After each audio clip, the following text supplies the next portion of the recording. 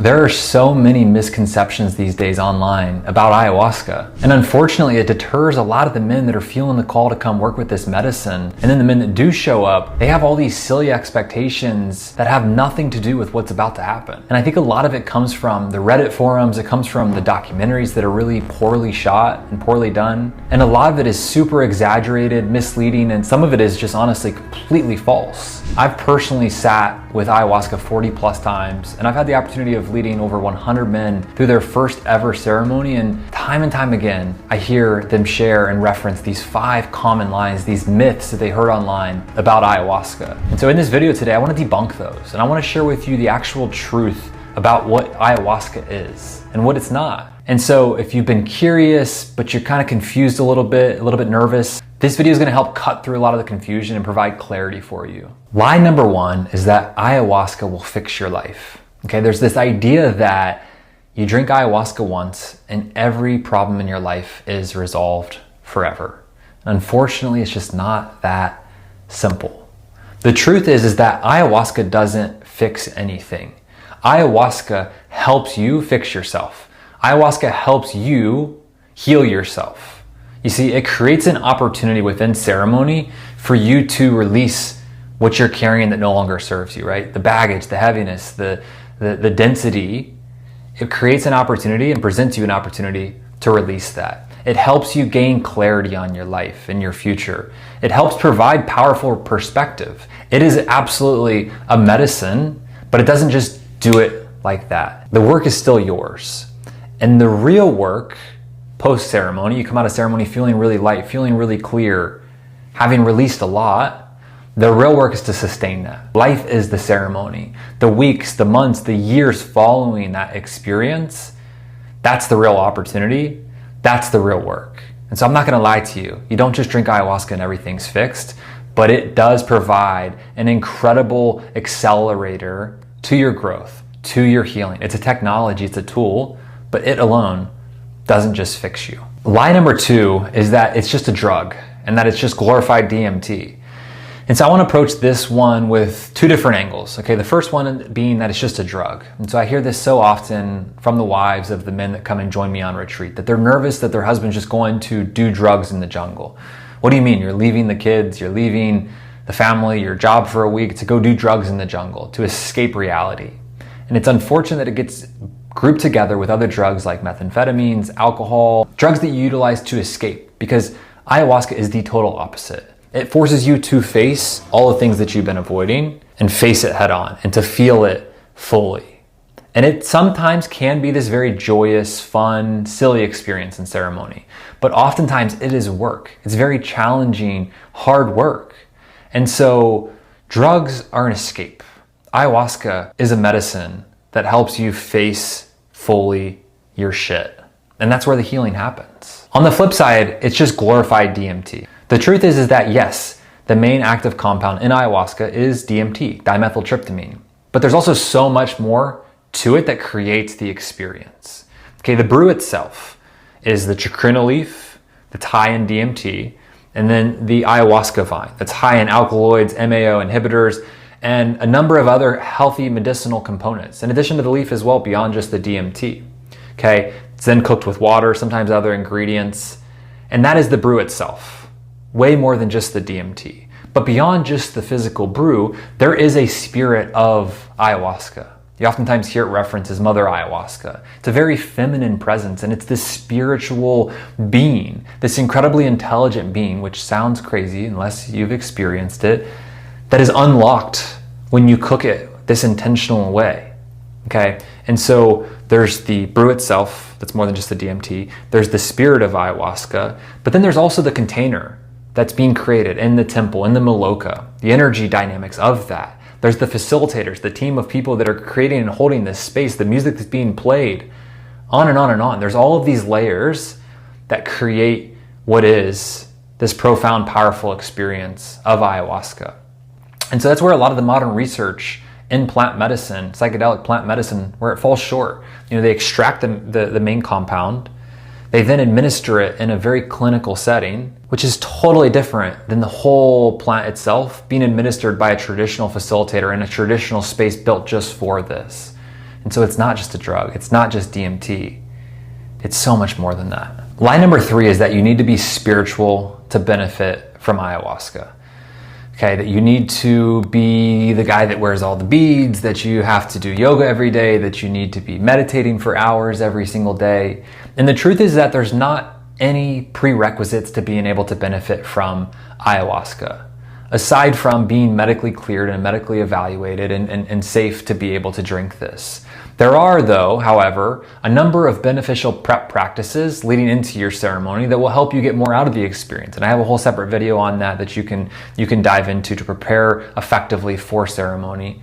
But the point being here is that anyone can benefit from ayahuasca, from this technology. Okay, and so it doesn't matter if you believe in God, if you don't believe in God, if you're agnostic, if you're atheist, if you're Christian, doesn't matter any of it. If you show up open and willing to receive, you will have a very powerful experience. You might define your experience as divine. You might define your experience as the subconscious. You will put your own individual human labels on it. But no matter what you believe, you will receive the benefit of the medicine. It doesn't care what you believe. You just need to be open and willing to say yes. Lie number 4 is that only broken or wounded people drink ayahuasca. There's an idea that you have to be depressed, that you have to have a certain level of trauma to go and drink ayahuasca. I hear oftentimes from men that are interested in joining me on retreat, and they say, well, my life's pretty good. You know, I don't have a bunch of trauma or pain. And I'm like, perfect, that's awesome. You don't need that to benefit from ayahuasca, okay? The truth is that, yes, it can absolutely help people that are really struggling. You know, the people that have maybe tried antidepressants, that have tried years of therapy and are still really, really struggling internally.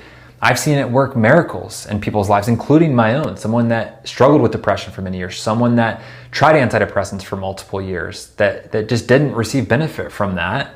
It helped me break through and find more joy and peace in my life than ever before. And I've seen that in so many men and women's lives that I know. But the fact is that you don't have to have a certain level of trauma or pain to come benefit and drink ayahuasca. And a lot of the men that I personally work with are very high functioning men. They're men that are running businesses, working really high level jobs. They're married, they have kids, they're present fathers, they're present husbands, but they're just curious about what else is possible, right? They're feeling this inner intuitive pull to this thing called ayahuasca, and they're open and they're listening. And they're seeking continued growth. They're seeking continued expansion. They're seeking deeper self-awareness, maybe creative breakthroughs, but they're not all showing up because their lives are falling apart. Lie number 5, the final lie that we're going to talk about today, is that ayahuasca will make you go crazy. And this is a really scary one. And I believe this is the biggest reason why so many men that are feeling the call and want to go and sit with ayahuasca don't ever make that leap. And I get it, because I was really nervous going into my first ceremony. There's so much fear-mongering online from people talking about these horror stories with ayahuasca. And they talk about someone they know, a friend of a friend, that went and drank ayahuasca and was a totally normal person before, had a great job, a great family, and then they came home and had a psychotic break, and then they abandoned their family. I'm sure you've probably seen that same story if you're looking into ayahuasca online. Here's the deal. I personally know hundreds and hundreds and hundreds of people that have drank ayahuasca, and most of them have drank many, many times, that have never lost their mind. I don't know anyone, I've never even heard of anyone in my ecosystem that has had a psychotic break, that has abandoned their family, that went off grid. And so the truth is that there is risk involved, okay? It has happened. And life is inherently risk. When you get in the car every day and get on the road, you're accepting risk. But the real grounded truth here is that when you do your due diligence, when you're working with a facilitator that's incredibly skilled, experienced, and working in a safe manner, with a team that medically screens you, and assuming you did the proper prep work, the statistics show that the chances of a negative outcome are so incredibly low. And oftentimes, these mental episodes happen more with something like marijuana, which so many people openly utilize, and most of you probably have already tried, or synthetic psychedelics like LSD. And so if you have a clean medical history, you do the proper due diligence, you do the proper prep work, you're minimizing the odds so low. And if you feel an inner call to this, there's a reason that you feel that. And so be careful, Be smart, do your proper due diligence, but don't buy into the hype, don't buy into the fear mongering, because it's just totally unfound in reality, in truth. And you may come home and never be the same, but isn't that kind of the goal? You don't come home as this person that has lost their mind and is totally unrecognizable. You come home as you. You're just a little bit more clear. You're a little bit more happy, a little bit more joyous, a little bit lighter. And so the goal is to change. That's why you're going and doing this. But the story that is shared online is totally off base. And the horror stories that do happen are oftentimes because of a facilitator that wasn't qualified, that was serving someone that should have never been there. And so those are the 5 most common lies and myths that I hear about ayahuasca time and time again. And so if you are going to take one thing from this video, I want you to take this, that ayahuasca is a tool. It's a technology of the earth that's been around for thousands and thousands of years.